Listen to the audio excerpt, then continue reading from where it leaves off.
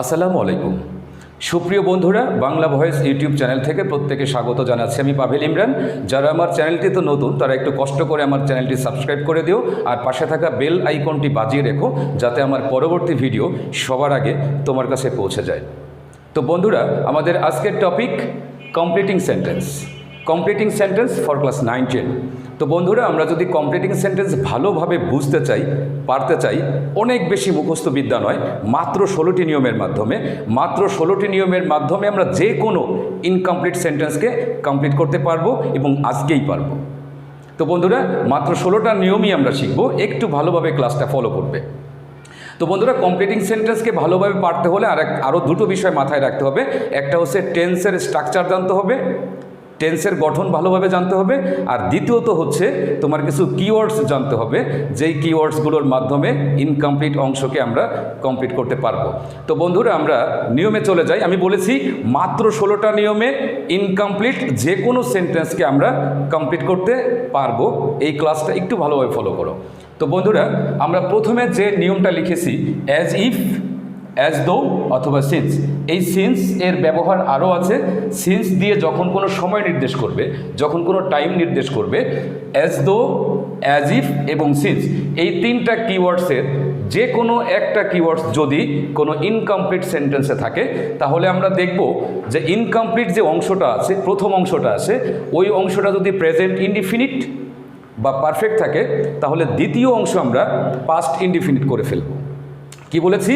যদি প্রথম অংশটা প্রেজেন্ট ইনডিফিনিট অথবা পারফেক্ট থাকে, তাহলে দ্বিতীয় অংশটা আমরা পাস্ট ইনডিফিনিট করে ফেলব। আর প্রথম অংশটা যদি পাস্ট ইনডিফিনিট থাকে, তাহলে দ্বিতীয় অংশটা আমরা পাস্ট পারফেক্ট করে ফেলব। যদি অ্যাজ ইফ, অ্যাজ দো অথবা সিন্স এই তিনটা কিওয়ার্ডসের যে কোনো একটা কিওয়ার্ডস থাকে। আমরা এক্সাম্পল দেখে আসি বন্ধুরা। দেখো, আমি লিখেছি 5 years have passed since। দেখো, সিন্স আছে, তো এইখানে 5 years have passed তোমরা একটু খেয়াল করো যে এখানে হ্যাভ আছে, তার মানে পারফেক্ট আছে। প্রথম অংশটা পারফেক্ট থাকলে আমরা নিয়মে দেখি যে প্রথম অংশটা পারফেক্ট থাকলে দ্বিতীয় অংশটা পাস্ট ইনডিফিনিট হয়ে যাবে। পাস্ট ইনডিফিনিট মানে কি? একটা সাবজেক্ট, তারপরে ভার্ব টু। আমরা সাবজেক্ট দিলাম আই, গো ভার্বের past form went, I went to Dhaka. আমরা দ্বিতীয় এক্সাম্পলটা দেখে আসি। He spoke as if. As if আছে, এখানে স্পোক আছে, স্পিক ভার্বের পাস্ট ফর্ম, তার মানে প্রথম অংশটা ভার্ব টু আছে, পাস্ট ইনডিফিনিট আছে। যদি প্রথম অংশটা পাস্ট ইনডিফিনিট থাকে, তাহলে দ্বিতীয় অংশটা আমরা অবশ্যই পাস্ট পারফেক্ট করব। পাস্ট পারফেক্টের গঠনটা কি? Subject plus had plus verb three, subject plus had plus verb three. তাহলে আমরা হি স্পোক অ্যাজ ইফ, সে এমনভাবে কথা বলে যেন হি হ্যাড নন এভরিথিং, সে সব কিছুই জানতো। তাহলে আমরা প্রথম নিয়মটা দেখলাম। এবার দ্বিতীয় নিয়মে আসি। দ্বিতীয় নিয়মে দেখো, বেশ কিছু কিওয়ার্ডস আমি লিখেছি। এখানে লিখেছি অ্যাজ, সিন্স। এই সিন্স দিয়ে কোনো কারণ নির্দেশ করবে। Though, although, and, but, or, yet, that, because এবং যে কোনো WH ওয়ার্ড, তার মানে what, which, how, where, when, why ইত্যাদি, যে কোনো WH ওয়ার্ড। তার মানে বন্ধুরা, এই কিওয়ার্ডসগুলোর যে কোনো একটা কিওয়ার্ডস যদি থাকে, তখন আমরা যদি দুটো ক্লজকে একত্রিত করা বোঝায়, এই যে কোনো ক্লজ দিয়ে, তাহলে আমরা কি করব? প্রথম অংশটা যে টেন্সে আছে, দ্বিতীয় অংশটা আমরা ওই টেন্সেই করে ফেলবো। প্রথম অংশটা যে টেন্সে আছে, দ্বিতীয় অংশটা আমরা ওই টেন্সেই করে ফেলবো। আমরা এক্সাম্পল লিখেছি, দেখো, দো হি ইজ পুয়ার, যদিও সে গরিব, হি ইজ অনেস্ট, সে সৎ। দো হি ইজ পুয়ার, ইজ, এখানে প্রথম অংশটা প্রেজেন্টের আছে, আমরা দ্বিতীয় অংশটা তাহলে প্রেজেন্ট করে ফেলবো। এরপর দ্বিতীয় একটু ব্যতিক্রম একটা নিয়ম আছে, সেটা হচ্ছে যে এই যদি WH ওয়ার্ডের মধ্যে ওয়েন থাকে, ওয়েনের পরে যদি ভার্ব টু থাকে, তার মানে ইনকমপ্লিট অংশটায় ওয়েন যুক্ত আছে এবং সেখানে ভার্ব টু আছে, তাহলে দ্বিতীয় অংশটা আমরা পাস্ট কন্টিনিউয়াস করতে পারবো, পাস্ট কন্টিনিউয়াস করে ফেলবো। যেমন আমি লিখেছি, when I went home my mother was cooking meal. তো এখানে ওয়েন আই ওয়েন্ট, তোমরা দেখো ওয়েন্ট এটা ভার্ব টু, তো ওয়েন যুক্ত ইনকমপ্লিট সেন্টেন্সে যদি ভার্ব টু থাকে, তাহলে আমরা দ্বিতীয় অংশটা করে ফেলবো পাস্ট কন্টিনিউয়াস। তার মানে পাস্ট কন্টিনিউয়াস মানে কি? সাবজেক্ট প্লাস ওয়াজ অথবা ওয়ার, তারপরে ভার্বের সাথে আইএনজি। তো বন্ধুরা, আমরা 3 নম্বর নিয়মটা লিখেছি। দেখো, কিওয়ার্ডস হচ্ছে so that, in order that অথবা সো ডট ডট দ্যাট। তার মানে সো দ্যাট সরাসরি থাকবে, ইন অর্ডার দ্যাটও সরাসরি থাকবে, অথবা সো এবং দ্যাটের মাঝে কোনো একটা ওয়ার্ড থাকবে, সেই ওয়ার্ডটা অবশ্যই কোনো অ্যাজেক্টিভ অথবা অ্যাডভার্ব হবে। সো এবং দ্যাটের মাঝখানে যদি কোনো অ্যাজেক্টিভ অথবা অ্যাডভার্ব থাকে, তাহলে আমরা নিয়মগুলো দেখে আসি। যদি সো দ্যাট অথবা ইন অর্ডার দ্যাট সরাসরি থাকে, ওই ইনকমপ্লিট সেন্টেন্সকে আমরা যদি কমপ্লিট করতে চাই, তাহলে সাবজেক্ট প্লাস ক্যান অথবা কুড, মে মাইটও দেওয়া যেতে পারে, ক্যান কুড তারপরে verb one, subject plus can অথবা কুড তারপরে ভার্ব অন। আর যদি সো এবং দ্যাটের মাঝে কোনো একটা ওয়ার্ড থাকে, কোনো একটা অ্যাডজেক্টিভ অথবা অ্যাডভার্ব থাকে, সেই ক্ষেত্রে আমরা করব সাবজেক্ট প্লাস ক্যান্ট অথবা couldn't plus verb one, subject plus can't অথবা কোডেন্ট প্লাস ভার্ব অন। আমরা একটা এক্সাম্পল দেখে আসি। দেখো, we study more so that, সরাসরি সো দ্যাট আছে, সো দ্যাট সরাসরি আছে, তাহলে এই নিয়মটা আসবে সাবজেক্টের পরে ক্যান অথবা কুড তারপরে ভার্ব অন। তাহলে আমরা লিখলাম we can pass in the exam. তো we study more so that আমরা বেশি এজন্যই পড়ি যে we can pass in the exam, যেন আমরা পরীক্ষায় পাস করতে পারি। আবার আমরা এই so that, so dot dot দ্যাটের একটা এক্সাম্পল লিখেছি। দেখো, we study so attentively that. দেখো, সো এবং দ্যাটের মাঝে একটা অ্যাটেন্টিভলি ওয়ার্ড আছে, এটা অ্যাডভার্ব। যদি সো এবং দ্যাটের মাঝে কোনো একটা অ্যাডজেক্টিভ অথবা অ্যাডভার্ব থাকে, তাহলে আমরা কমপ্লিট করব উই ক্যান্ট। ক্যান্ট কেন দিলাম? দেখো, এখানে স্টাডি ভার্বের প্রেজেন্ট ফর্ম আছে, বেস ফর্ম আছে, তাহলে we can't fail in the exam, আমরা যেন পরীক্ষা ফেল না করি। আমরা 4 নম্বর নিয়মে আসি। বন্ধুরা দেখো, 4 নম্বরে আছে LEST, লিস্ট। যদি লিস্ট যুক্ত কোনো ইনকমপ্লিট সেন্টেন্স থাকে, তাকে আমরা কমপ্লিট করব খুব সহজেই। সেই সহজ ব্যাপারটা কি? সাবজেক্ট প্লাস শুড অথবা মাইট তারপরে verb one, subject plus should অথবা মাইট তারপরে ভার্ব অন। তাহলে লিস্ট যুক্ত যে কোনো ইনকমপ্লিট সেন্টেন্সকে আমরা কমপ্লিট করতে হলে যতটুকু দেওয়া থাকবে এটুকু আমরা তুলব, তারপর একটা সাবজেক্ট দিব, আমরা শুড অথবা মাইট দিব, শুড অথবা মাইট দিব, এরপরে আমরা একটা ভার্ব দিয়ে দিব। তাহলে আমরা লিখেছি work fast lest, you should miss the bus, you should miss the bus. আমরা 5 নম্বর নিয়মটা লিখেছি। দেখো, এখানে কিওয়ার্ডস আছে ইফ। ইফ যুক্ত যদি কোনো ইনকমপ্লিট সেন্টেন্স থাকে, তাহলে ইফের আমরা 3 ধরনের ব্যবহার বের করতে পারি। ইফ যুক্ত যদি কোনো ইনকমপ্লিট সেন্টেন্স থাকে এবং সেটাকে যদি আমরা কমপ্লিট করতে চাই, তাহলে 3 ধরনের ব্যবহার ইফের পাওয়া যেতে পারে। দেখো, ইফ প্লাস প্রেজেন্ট আমি লিখেছি।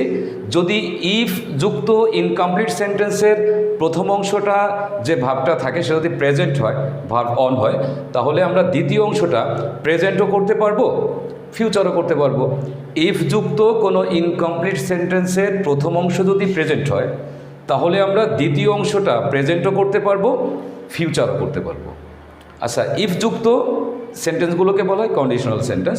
তো ইফ যুক্ত যদি কোনো ইনকমপ্লিট সেন্টেন্সের প্রথম অংশটা প্রেজেন্ট হয়, তাহলে দ্বিতীয় অংশটা আমরা প্রেজেন্ট করতে পারবো অথবা ফিউচার করতে পারবো। এক্ষেত্রে আমরা ক্যান, মে, শ্যাল বা উইল যে কোনো একটা দিব, এরপরে ভার্বের অন, ভার্ব অন মানে ভার্বের বেস ফর্মটা লিখব। তো আমরা দেখো একটা এক্সাম্পল লিখেছি, if you waste your time, if you waste your time আমি লিখেছি you will fail in the exam. তো এখানে ইফ ইউ ওয়াস্ট, এখানে ভার্ব অন আছে, তাহলে দ্বিতীয় অংশটা আমরা প্রেজেন্টও করতে পারি, ফিউচারও করতে পারি। আমি লিখতে পারতাম you may fail in the exam, আবার আমরা লিখেছি you will fail in the exam. এরপর দেখো, ইফ প্লাস পাস্ট। যদি ইফ যুক্ত ইনকমপ্লিট সেন্টেন্সটার প্রথম অংশ যে ভার্ব যদি ভার্ব টু হয়, বা ইফ যুক্ত ইনকমপ্লিট সেন্টেন্সের প্রথম অংশ যদি পাস্ট ইনডিফিনিট হয়, তাহলে দ্বিতীয় অংশটা আমরা পাস্ট কন্ডিশনাল করব। পাস্ট কন্ডিশনাল তার মানে সাবজেক্টের পরে শুড অথবা উড অথবা কুড অথবা মাইট এর যে কোনো একটা দিয়ে তারপরে verb one. Should, would, could, might এগুলো থাকলে ভার্ব অন হবেই, কারণ এগুলো মডাল ভার্ব। আমরা জানি মডাল ভার্বের পরে সবসময়ই ভার্বের বেস ফর্ম, তার মানে ভার্ব অন বসে। তো এখানে আমরা লিখেছি if you wasted your time.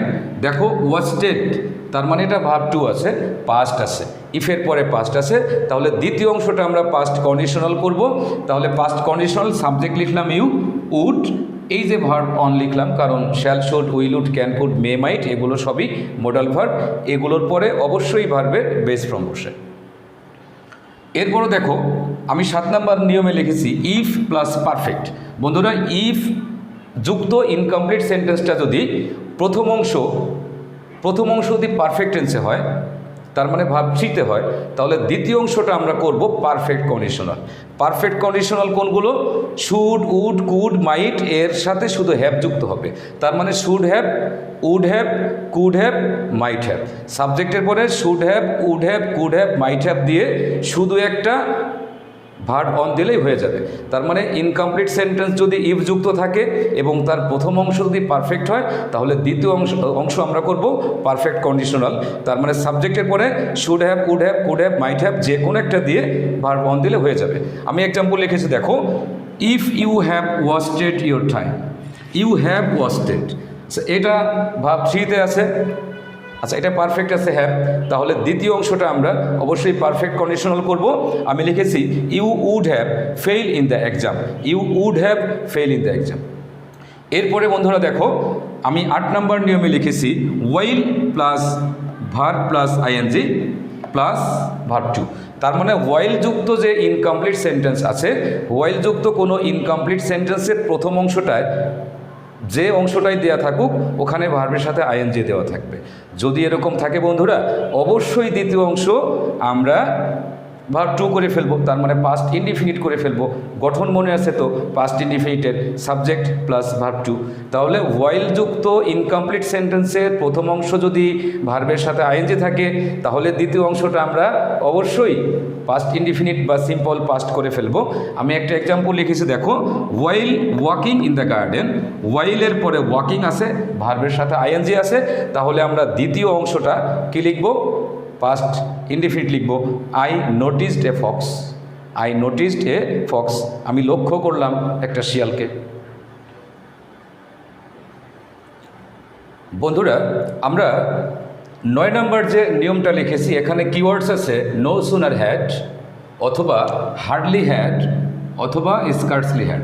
দেখো, নো সুনার হ্যাড অথবা হার্ডলি হ্যাড অথবা স্কার্টসলি হ্যাড যদি কোনো ইনকমপ্লিট সেন্টেন্সে থাকে, তাহলে আমরা কমপ্লিট করার সময় শুধুমাত্র ভার্ব টু মাথায় রাখবো, যেটা সিম্পল পাস্ট হয়ে যাবে। No sooner had, hardly had, scarcely had থাকলে দ্বিতীয় অংশটা আমরা কমপ্লিট করার সময় অবশ্যই ভার্ব টু মানে সাবজেক্ট প্লাস ভার্ব টু। আমি একটা এক্সাম্পল রেখেছি, দেখো। তবে এখানে এক্সাম্পল দেখার আগে আমরা একটু জেনে আসি, যদি নো সুনার হ্যাড দিয়ে শুরু হয় সেন্টেন্সটা, তাহলে আমরা দ্বিতীয় ক্লজটা লেখার আগে আমরা একটা দেন লিখব।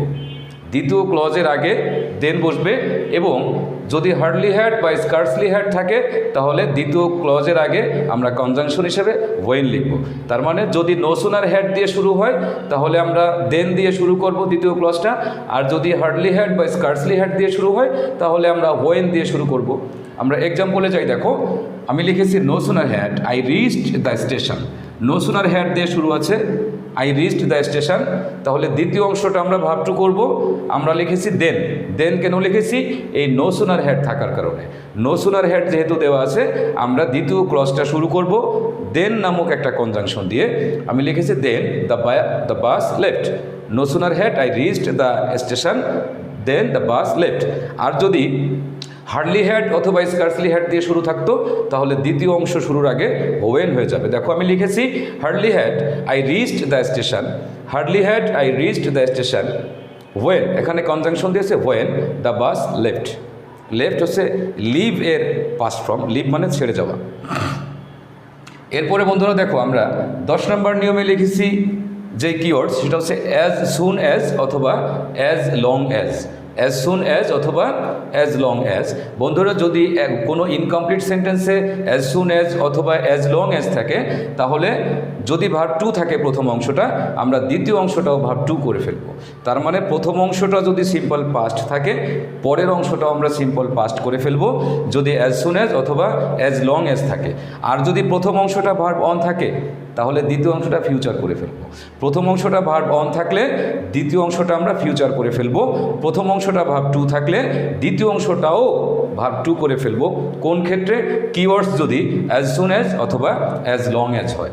আমরা এক্সাম্পল দিয়েছি, দেখো, যে as soon as I reached the station, আমি দেখো কয়েকটা জায়গায় একই রকম এক্সাম্পল ব্যবহার করার চেষ্টা করেছি তোমাদের যাতে বুঝতে সহজ হয়। As soon as I reached the station, এই রিচড এটা আছে ভার্ব টু, তাহলে আমরা দ্বিতীয় অংশটাও ভার্ব টু করে ফেলবো, the bus left, the bus left. আর যদি অ্যাজ সুন অ্যাজ দিয়ে আই রিচ, এই রিচ এটা কিন্তু ভার্বের বেস ফ্রম, তার মানে ভার্ব অন। যদি as soon as I reach the station এরকম যদি থাকে তাহলে আমাদের নিয়মে লিখেছি দ্বিতীয় অংশটা ফিউচার হয়ে যাবে, তাহলে the bus will leave, the bus will leave. আমরা যে 11 নম্বর নিয়মটা লিখেছি দেখো এখানে কিওয়ার্ডস আছে বিফোর অথবা আফটার। যদি বিফোর অথবা আফটার যদি কিওয়ার্ডস থাকে, ইনকমপ্লিট সেন্টেন্সে যদি বিফোর অথবা আফটার থাকে তাহলে আমরা বিফোর অথবা আফটার যে পর্যন্ত দেওয়া থাকুক, যদি বিফোর দেওয়া থাকে বিফোরের পরের অংশ অবশ্যই পাস্ট ইনডিফিনিট হবে, আর যদি আফটার দেওয়া থাকে আফটারের পরের অংশ অবশ্যই পাস্ট পারফেক্ট হবে। তার মানে বিফোর মানে হচ্ছে পূর্বে, বিফোর মানে পূর্বে, এই বিফোরের পূর্বে সবসময় পাস্ট পারফেক্ট হয় মানে ভার্ব থ্রি হয়, আর আফটার মানে পরে, আফটারের পরে সবসময় পাস্ট পারফেক্ট হয়।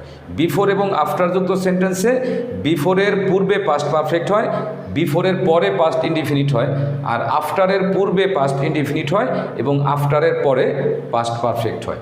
তার মানে যদি বিফোর দেওয়া থাকে তার পরের অংশটা সিম্পল পাস্ট করব, আর যদি আফটার দেওয়া থাকে পরের অংশটা আমরা পাস্ট পারফেক্ট করব।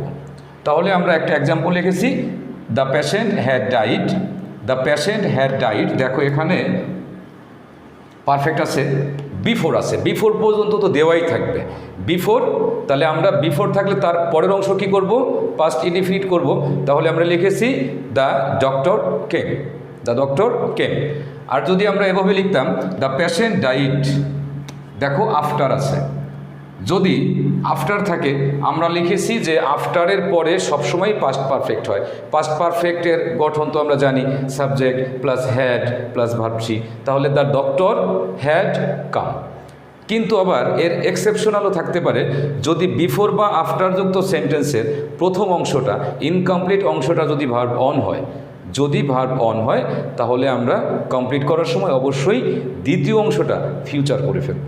যদি ইনকমপ্লিট অংশটা বিফোর আফটার যুক্ত ইনকমপ্লিট সেন্টেন্সটা যদি ভার্ব অন হয় তাহলে আমরা কমপ্লিট করার সময় দ্বিতীয় অংশটা অবশ্যই আমরা ফিউচার করে ফেলব। তো বন্ধুরা এরপর আমি 12 নম্বর যে কিওয়ার্ডসগুলো লিখেছি, would that, I wish, had, provided, unless, in case. আমি লিখেছি would that, I wish, had, provided, unless এবং ইন কেস। যদি এর যে কোনো একটা কিওয়ার্ডস দেওয়া থাকে তাহলে আমরা, যদি শুধু এই কিওয়ার্ডসের একটা অংশই দেওয়া থাকে, এই কিওয়ার্ডসের শুধু একটা অংশই, যেমন শুধু উড দ্যাট দেওয়া থাকলো, বা শুধু আই উইশ, বা শুধু হ্যাড, শুধু প্রোভাইডেড, শুধু আনলেস, শুধু ইন কেস, যদি একটা অংশই দেওয়া থাকে তাহলে দ্বিতীয় অংশটা সাবজেক্ট প্লাস ওয়ার হবে, এখানে বি ভার্বটা হবে ওয়ার, সব সাবজেক্টের ক্ষেত্রেই ওয়ার হবে, এবং ওই দ্বিতীয় অংশটা এবং টোটাল সেন্টেন্সটা এক্সক্লামেটরি সেন্টেন্স হয়ে যাবে। তো যদি শুধুমাত্র এই কিওয়ার্ডসের যে কোনো একটা দেওয়া থাকে তাহলে আমরা দ্বিতীয় অংশ লেখার ক্ষেত্রে একটা সাবজেক্ট লিখব, তারপর ওয়ার লিখব, এরপর আমাদের মানসম্মত একটা কমপ্লিমেন্ট লিখে দেব, তবে সেই সেন্টেন্সটা এক্সক্লামেটরি হবে। আর যদি দুইটা অংশ থাকে, মানে এই কিওয়ার্ডসও দেওয়া আছে আবার একটা অংশও দেওয়া আছে, এই ক্ষেত্রে আমরা দ্বিতীয় অংশটা, ওই যে ইফের নিয়ম পড়ছিলাম, ইফের নিয়মগুলো তো মনে আছে, ইফের যদি পূর্বে প্রেজেন্ট হয়, প্রেজেন্ট হলে পরের অংশ প্রেজেন্ট বা ফিউচার, পাস্ট হলে পরের অংশ পাস্ট কন্ডিশনাল, তারপরে পারফেক্ট হলে পরের অংশ পারফেক্ট কন্ডিশনাল, ওই ইফের নিয়মে হয়ে যাবে। যেমন আমি লিখেছি had I seen a bird, দেখো হ্যাড আছে আবার একটা অংশও দেওয়া আছে, হ্যাড, এই হ্যাড কিওয়ার্ড এবং তার সাথে এখানে আর একটা অংশ দেওয়া আছে। যদি এরকম থাকে তাহলে দ্বিতীয় অংশটা আমরা ওই ইফের নিয়মে করে ফেলবো।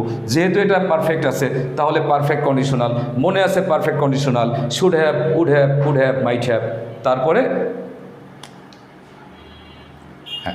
Should have, would have, could have, might have, তারপরে ভাবছি। 13 নম্বর যে নিয়মটা লিখেছি দেখো, একটা কিওয়ার্ডস দিয়েছি ইট ইজ হাই টাইম। যদি ইনকমপ্লিট সেন্টেন্সে ইট ইজ হাই টাইম থাকে তাহলে আমরা সাবজেক্ট প্লাস ভার্ব টু দিয়ে দেব। যদি ইনকমপ্লিট সেন্টেন্সে ইট ইজ হাই টাইম থাকে এবং যদি সাবজেক্ট দেওয়া থাকে, যদি সাবজেক্ট দেওয়া থাকে তাহলে আমরা ভার্ব টু দিয়ে দেব, আর যদি সাবজেক্ট না দেওয়া থাকে তাহলে দুই ধরনের করতে পারবো। আমরা একটা সাবজেক্ট নিয়ে ভার্ব টু করতে পারবো, আর যদি সাবজেক্ট আমরা না নিই, যদি শুধুমাত্র ইট ইজ হাই টাইম দেওয়া থাকে, যদি সাবজেক্ট না দেওয়া থাকে তাহলে আমরা এখানে একটা টু নিয়ে এরপরে ভার্ব অন দিয়ে ফেলতে পারবো, টু প্লাস ভার্ব অন। তার মানে ইট ইজ হাই টাইমে যদি সাবজেক্ট দেওয়া থাকে তাহলে আমরা ভার্ব টু নেব, আর যদি সাবজেক্ট না দেওয়া থাকে একটা টু নিয়ে ভার্ব অনও করা যাবে বা একটা সাবজেক্ট নিয়ে ভার্ব টুও করা যাবে। তাহলে বন্ধুরা আমি এক্সাম্পল লিখেছি, দেখো it is high time we, এখানে সাবজেক্ট দেওয়া আছে উই, তাহলে আমরা বাকি অংশটা করব ভার্ব টু, তাহলে চেঞ্জড আওয়ার হ্যাবিট। আর যদি এখানে ইট ইজ হাই টাইম শুধু হাই টাইম পর্যন্ত দেওয়া থাকতো তাহলে আমরা একটা টু নিব, এরপর চেঞ্জ। দেখো এখানে টু এর পরে কিন্তু ভার্ব অন আছে, টু এর পরে ভার্ব অন, কিন্তু এখানে সাবজেক্টের পরে ভার্ব টু হয়ে গেছিলো আর কি, চেঞ্জড আওয়ার লাইফ। এরপর আমরা 14 নম্বর যে নিয়মটা আছে, দেখো উড ইউ মাইন্ড অথবা উইথ এ ভিউ টু।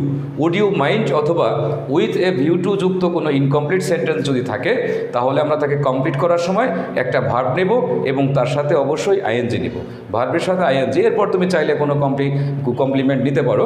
তাহলে যদি উড ইউ মাইন্ড অথবা উইথ এ ভিউ টু থাকে তাহলে একটা সাবজেক্ট নিব, এরপরে আমরা ভার্বের সাথে আইএনজি নিব, না সরি আমরা ভার্বের সাথে আইএনজি নিব। তাহলে দেখো এখানে subject no need to use, তো would you mind taking the seat, would you mind taking the seat. এরপরে আমরা 15 নম্বর নিয়মে লিখেছি টিল অথবা আনটিল। যদি টিল অথবা আনটিল থাকে তাহলে আমরা মনে রাখবো টিল এবং আনটিল যুক্ত ইনকমপ্লিট সেন্টেন্সকে কমপ্লিট করার সময় অবশ্যই ভার্ব অন হবে। টিল আনটিল যাই থাকুক দ্বিতীয় অংশ ভার্ব অন হবে।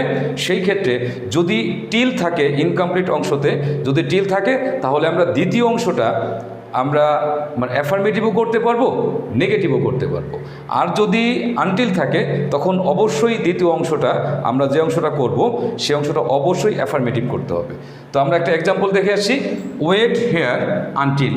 আনটিল এটা দেখো আনটিল আছে, আনটিলটাই নাবোধক। যদি এরকম থাকে তাহলে এর পরের অংশটা আর নাবোধক করা যাবে না, আমরা লিখবো আই কাম ব্যাক। আর যদি এখানে টিল থাকতো আমরা নাবোধকও করতে পারতাম। 16 নম্বর নিয়মটা দেখো, এটা হচ্ছে নিয়ম ছাড়া নিয়ম। বন্ধুরা নিয়ম ছাড়া যে নিয়ম এটাও কিন্তু একটা নিয়ম। তো নিয়ম ছাড়া যেমন কি, নিয়ম ছাড়া আবার কি, এই যে আমরা উপরে কতগুলো কিওয়ার্ডস লিখেছি সেই 1 নম্বর নিয়ম থেকে শুরু করে 15 নম্বর নিয়ম পর্যন্তই কোনো না কোনো কিওয়ার্ডস আমাদের ছিল। কিন্তু এমন হতে পারে যে ওই যে কিওয়ার্ডসগুলো আমরা বিভিন্ন কিওয়ার্ডসগুলো আমাদের নলেজে আছে, ওই কিওয়ার্ডসের কোনো কিওয়ার্ড দেওয়া থাকলো না, তখন কি আমরা ইনকমপ্লিটকে কমপ্লিট করব না? তখনও কমপ্লিট করব। তবে সেটা কিভাবে, আমরা ইনকমপ্লিট অংশটার পরে এই কিওয়ার্ডস থেকে যে কোনো একটা প্রিপোজিশন বা কনজাংশন আমরা লিখব চাহিদা অনুযায়ী। এরপর আমরা একটা ওই যেই কনজাংশন বা প্রিপোজিশনটা আমরা লিখব, যেই কিওয়ার্ডসটা লিখব, ওই কিওয়ার্ডসের যে নিয়ম ছিল, ওই নিয়মেই আমরা বাকি অংশটা করে ফেলবো। যেমন দেখো আমি একটা এক্সাম্পল লিখেছি, mister B is wealthy. Mister B হচ্ছে সম্পদশালী, বাট আমি এখানে একটা কনজাংশন লিখেছি বাট।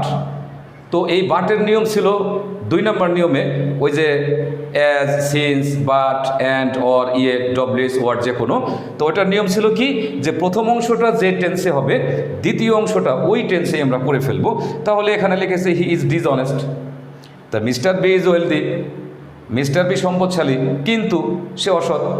আর বন্ধুরা এরপর আমরা লিখেছি প্রোভার্বস। এই প্রোভার্বস মানে হচ্ছে প্রবাদ বাক্য। এই প্রবাদ বাক্যগুলো অবশ্যই হলো মুখস্থ বিদ্যা, এখানে ভাবগত এবং অর্থগত কোনো মিল নেই। অধিকাংশই প্রবাদ বাক্যতেই মানে সেন্টেন্স অনুসারে তার যে ইংলিশ ওয়ার্ড সেই ওয়ার্ডের সাথে মিল নেই। সুতরাং এই কিছু প্রবাদ বাক্য আমরা মুখস্থ করলেই আমরা যে এতক্ষণ 16টা রুলস শিখলাম, তাহলে ইনকমপ্লিট যে কোনো সেন্টেন্সকে আমরা কমপ্লিট করতে পারবো যদি এই রুলসগুলো ঠিকমতো মাথায় থাকে, কিওয়ার্ডসগুলো মাথায় থাকে এবং অবশ্যই টেন্সের গঠন ভালোভাবে জানতে হবে। তো বন্ধুরা আজকের মতো এ পর্যন্তই। পরবর্তীতে নতুন কোনো ভিডিও নিয়ে আবার তোমাদের সাথে দেখা হচ্ছে।